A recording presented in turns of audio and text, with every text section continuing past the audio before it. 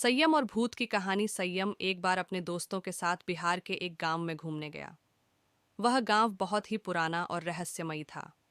गांव के लोगों ने बताया कि पास के जंगल में रात को कोई भी नहीं जाता, क्योंकि वहां अजीब अजीब सी घटनाएं होती हैं।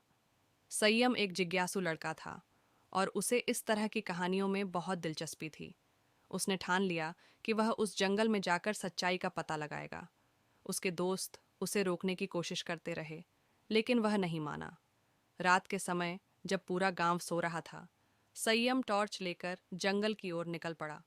वहां का माहौल अजीब और डरावना था। चारों ओर गहरी खामोशी थी। केवल झींगुरों की आवाजें सुनाई दे रही थीं। जैसे ही वह जंगल के अंदर पहुंचा, अचानक उसे लगा कि कोई उसके पीछे चल रहा है। उसने पलट कर देखा, लेकिन वहां कोई नहीं था। संयम ने सोचा कि शायद यह उसका भ्रम है और वह आगे बढ़ता गया। थोड़ी देर बाद उसे एक पेड़ के पास सफ़ेद साड़ी में एक औरत खड़ी दिखाई दी। उसकी आंखें चमक रही थीं और चेहरा अजीब सा था। संयम का दिल तेजी से धड़कने लगा। वह डर के मारे अपनी जगह पर जम गया। वह औरत धीरे धीरे उसकी ओर बढ़ने लगी। संयम ने टॉर्च जलाने की कोशिश की, लेकिन टॉर्च काम नहीं कर रही थी। अचानक वह औरत जोर से हंसने लगी। उसकी हंसी इतनी भयानक थी कि संयम का डर और बढ़ गया। संयम ने हिम्मत जुटाई और भागने लगा। वह बिना रुके गांव की ओर दौड़ता रहा।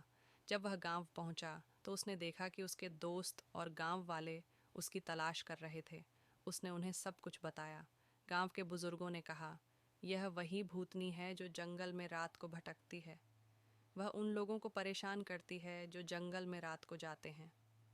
इसके बाद संयम ने कसम खाई कि वह कभी भी बिना सोचे समझे किसी रहस्यमयी जगह पर नहीं जाएगा। कहानी से सीख, हमें अज्ञात और रहस्यमयी जगहों पर बिना तैयारी और जानकारी के नहीं